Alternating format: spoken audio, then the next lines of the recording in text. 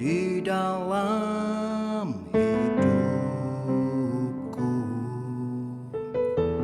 rancangan indahmu terjadi di hidupku. Bapa yang mengerti segala yang ku perlu, kasih-Mu sempurna nyata dalam hidupku. Ku bersyukur Bapa, ku bersyukur Tuhan, buat kasih setia-Mu di dalam hidupku. Ku bersyukur, ku bersyukur Bapa, ku bersyukur Tuhan, buat kasih setia-Mu di dalam hidupku. Ku bersyukur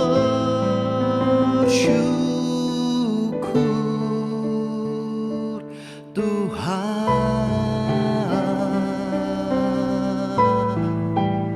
ku bersyukur buat kebaikan-Mu,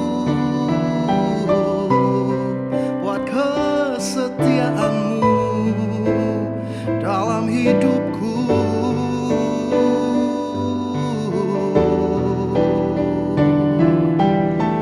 Tak ada lembah kelam yang tak ku lewati tanpa hadir-Mu. Hatiku takkan gentar, sebab ku tahu tangan-Mu yang menopangku. Oh, tak ada lembah kelam yang tak ku lewati tanpa hadir-Mu. Hatiku takkan gentar, sebab ku tahu tangan-Mu yang menopangku.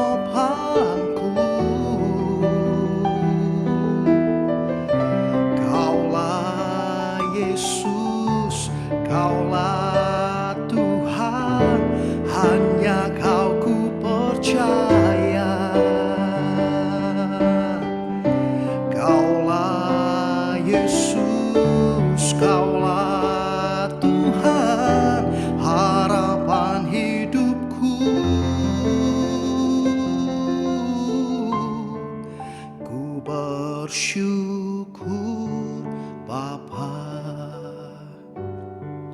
ku bersyukur Tuhan, buat kasih setia-Mu di dalam hidupku.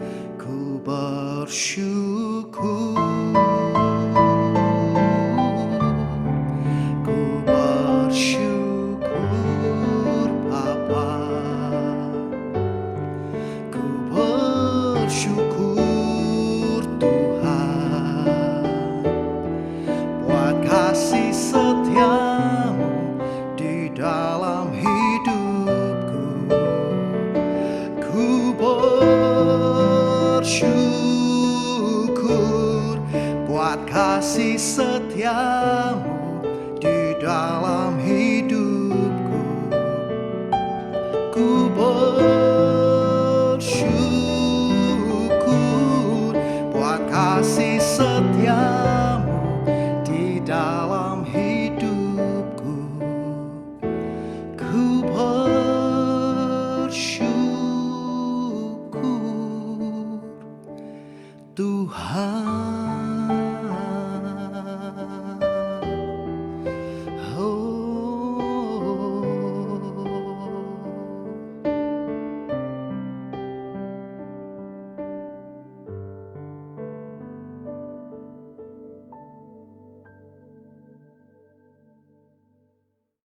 Salam jemaat BBC yang dikasih oleh Tuhan.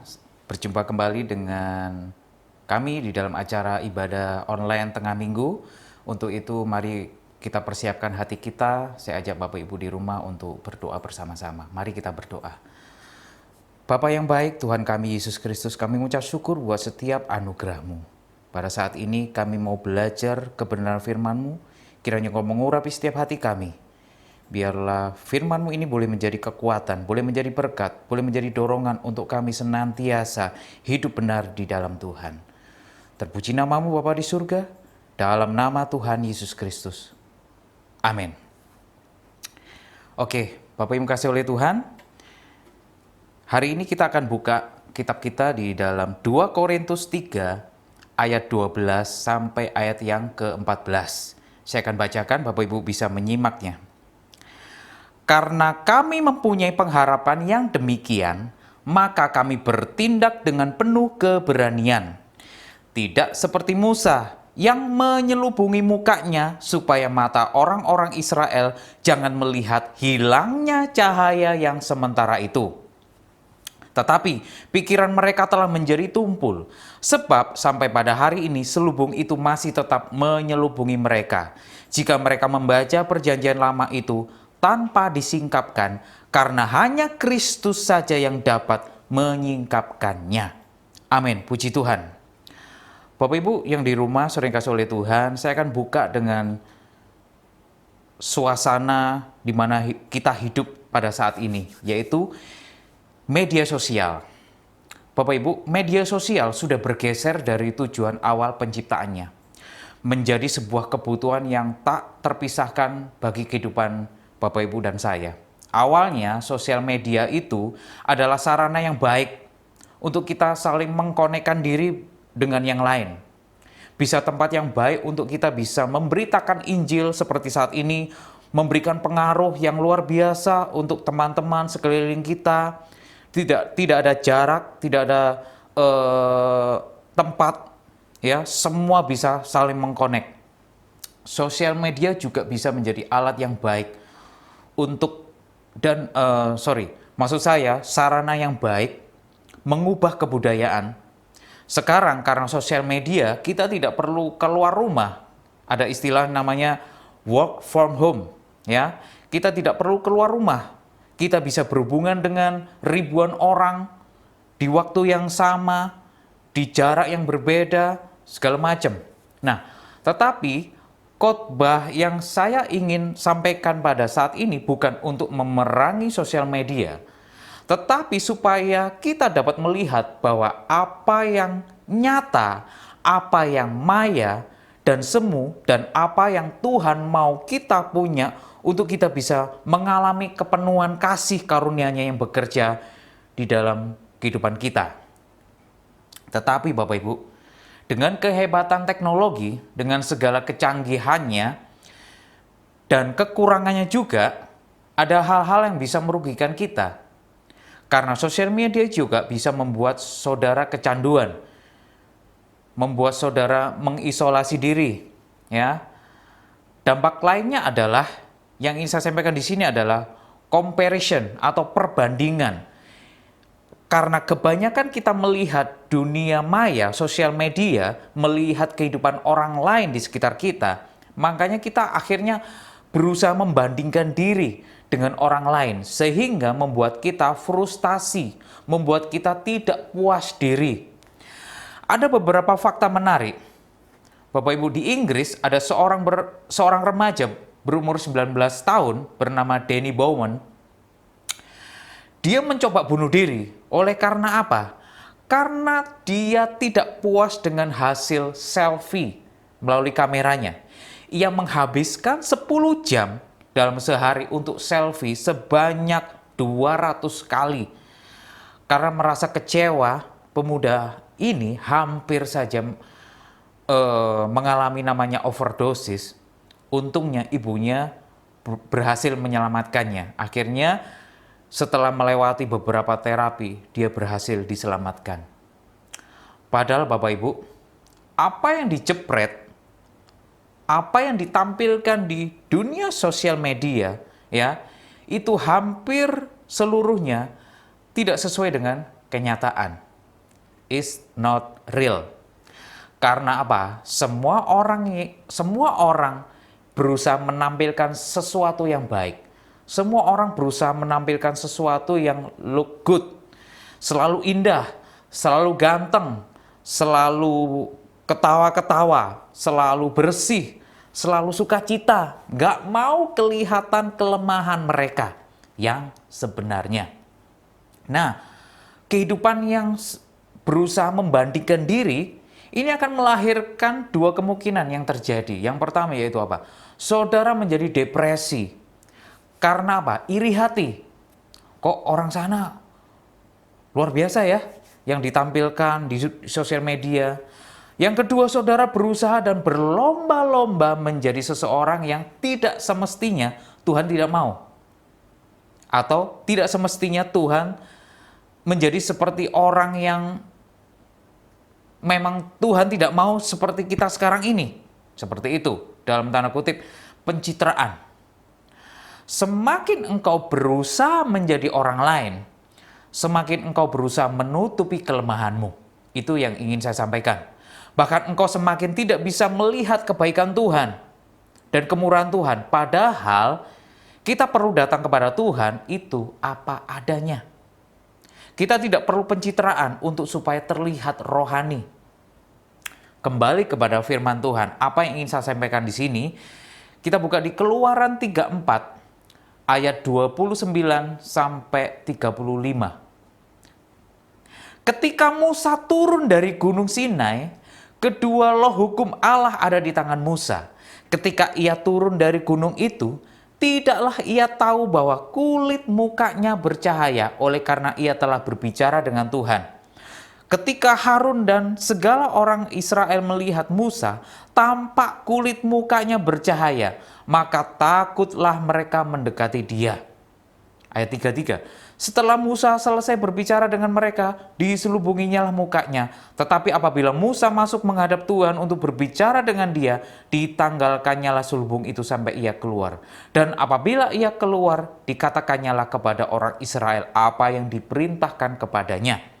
Apabila orang Israel melihat muka Musa, bahwa kulit muka Musa bercahaya, maka Musa menyelubungi mukanya kembali sampai ia masuk menghadap untuk berbicara dengan Tuhan. Nah, Bapak Ibu, di sini Rasul Paulus sedang menyingkapkan rahasia yang terjadi di kitab Keluaran. Bahasa saya di sini adalah Paulus sedang membuka behind the scene-nya Musa. Kalau kita berbicara tentang Musa, Bapak Ibu, Musa adalah orang yang paling penting dalam sejarah orang Israel.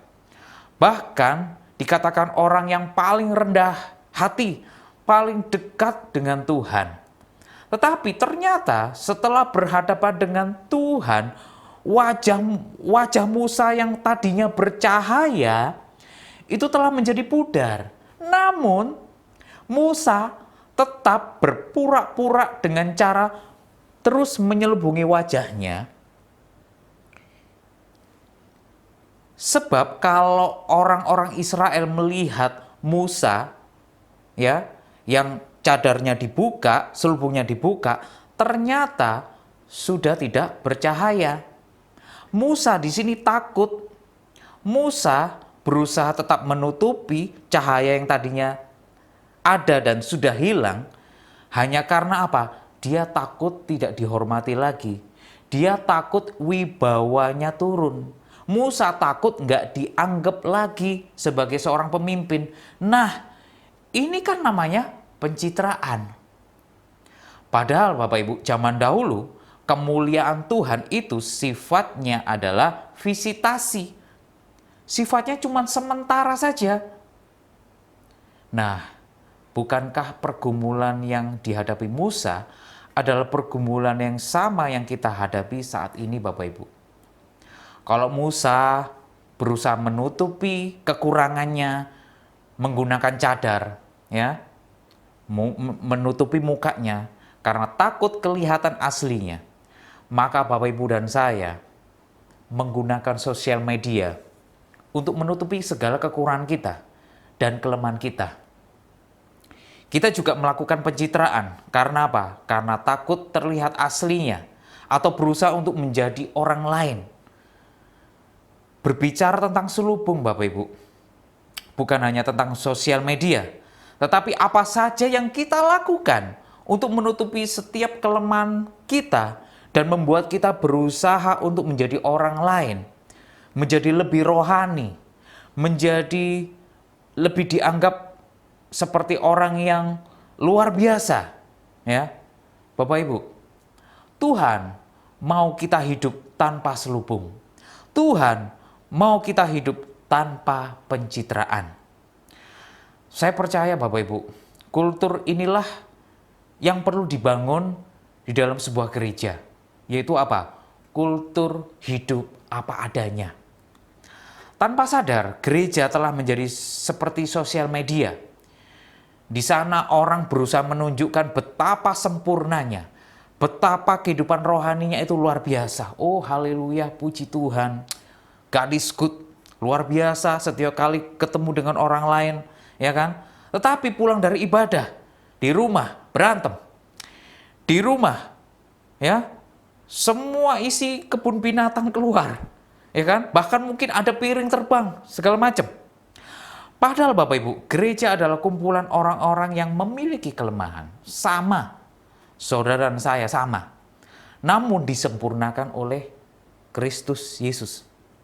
Tetapi selubung yang sama itu juga menghalangi kita untuk melihat kebaikan Tuhan yang sebenarnya.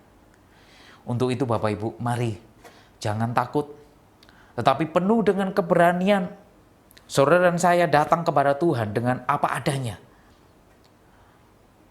Saudara dan saya pasti tetap diterima oleh Tuhan.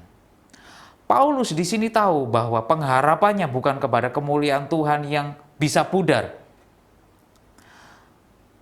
Bukan kepada sesuatu yang dibuat-buat oleh manusia, yaitu pura-pura. Tetapi pengharapannya hanya kepada Yesus. Saudara yang kasih oleh Tuhan, janganlah menyelubungi muka. Jangan pura-pura. Jangan takut. Dan anti dengan sebuah namanya kelemahan. Jadilah apa adanya. Mari saudara dan saya datang kepada Tuhan. Kalau kita sedang dalam pergumulan, utarakan semua pergumulan kepada Tuhan. Tahukah saudara, Tuhan Yesus paling tidak suka dengan orang Farisi? Tahu kenapa? Ya, karena orang Farisi hidupnya banyak pura-pura. Pengen dikagumi, pengen dipuji, sukanya berdoa di pinggir jalan. Saya mikir-mikir, kenapa harus di pinggir jalan? Kenapa nggak berdoa di tengah jalan sekalian? Ya kan? Orientasinya itu kepada manusianya sendiri, bukan kepada Tuhan. Di dalam Matius 6 ayat yang kelima, dan apabila kamu berdoa, janganlah berdoa seperti orang munafik.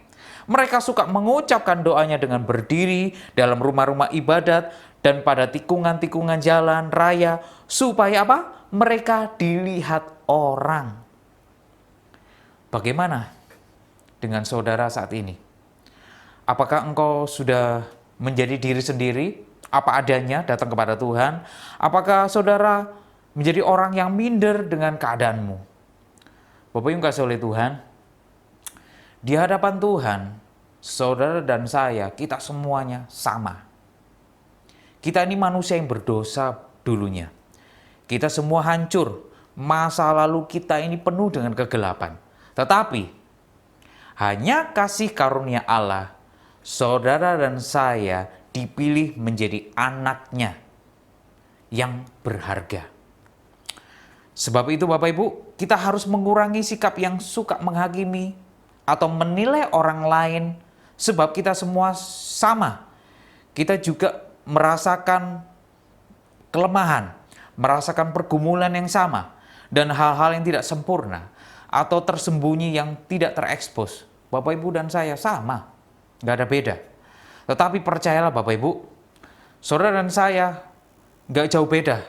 Mau yang lama, mau yang Kristen baru, kenal Tuhan, maupun yang lama, di hadapan Tuhan kita semuanya beda, sama. Di hadapan Tuhan kita nggak ada beda. Yang membedakan hanya pikiran kita sendiri. Ingatlah, jangan seperti Musa, ya. Punyalah keberanian.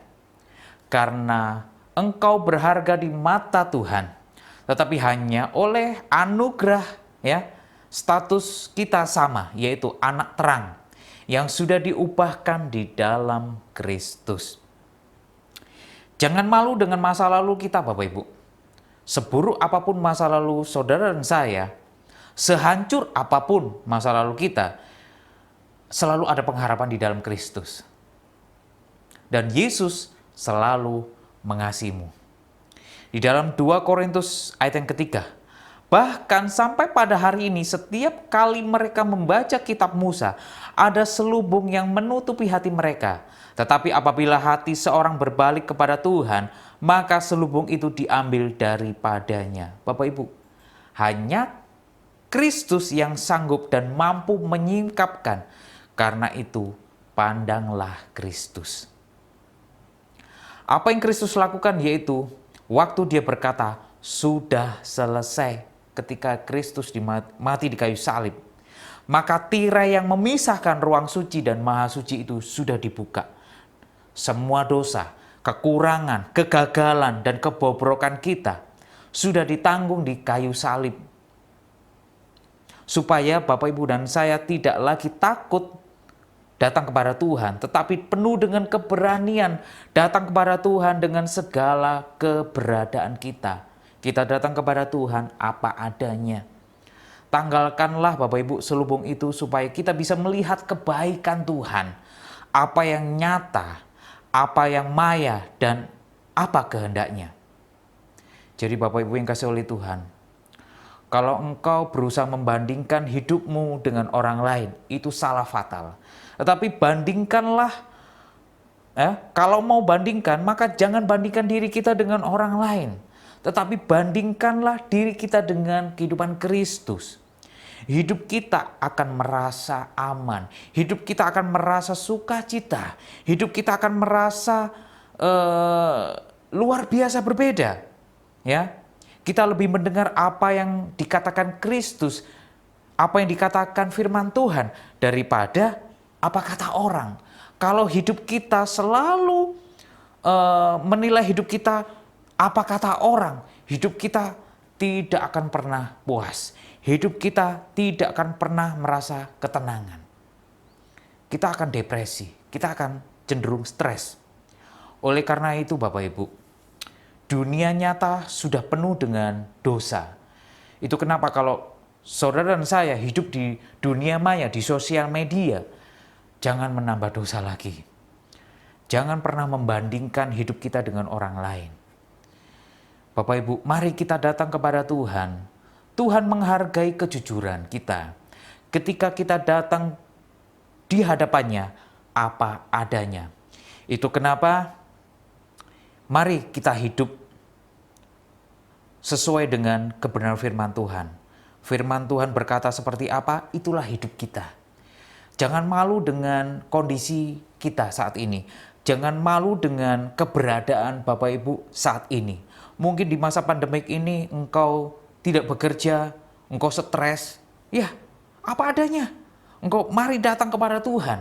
Ya, jangan berusaha menutupi segala kelemahan, segala kekurangan. Mari kita datang kepada Tuhan. Kalau engkau merasa tidak mampu, gak apa-apa, datang kepada Tuhan. Engkau berdoa. Saya percaya Tuhan selalu menerima kita hidup apa adanya. Bukan berusaha untuk menutupi, bukan berusaha untuk menyelubungi segala kekurangan kita.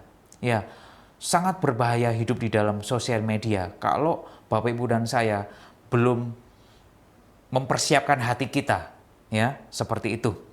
Jadi kebenaran firman Tuhan pada saat ini Bapak Ibu, hiduplah apa adanya.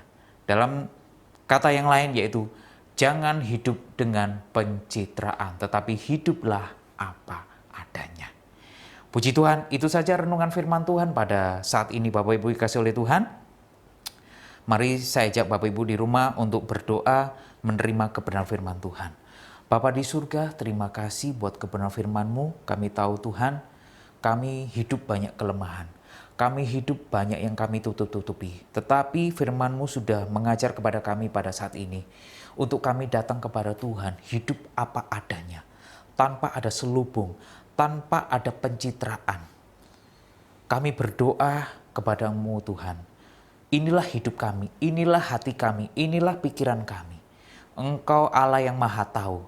Bahkan sebelum kami berdoa, Engkau sudah mengetahui isi hati kami. Karena itu Bapa di surga, kami adalah manusia yang penuh dengan kelemahan. Karena itu Bapa di surga, urapilah kami, mampukan kami Allah Roh Kudus, untuk kami senantiasa datang kepada Tuhan, penuh dengan keberanian. Terima kasih Bapa di surga, berkati kami tanpa terkecuali. Saudara kasih oleh Tuhan, mari angkat tanganmu bersama-sama untuk menerima berkat Tuhan. Bapak Ibu yang kasih oleh Tuhan, hari ini Engkau sudah mendengarkan firman Tuhan. Renungkan dan lakukanlah, hiduplah apa adanya. Karena itu, terimalah berkat ini di dalam nama Bapa, Putra, dan Roh Kudus. Di dalam nama Yesus Kristus. Hari ini bahkan sampai Maranatha. Di dalam nama Tuhan Yesus Kristus, Bapak yang kasih oleh Tuhan yang sudah menerima berkat, bersama-sama katakan, Amin. Tuhan memberkati.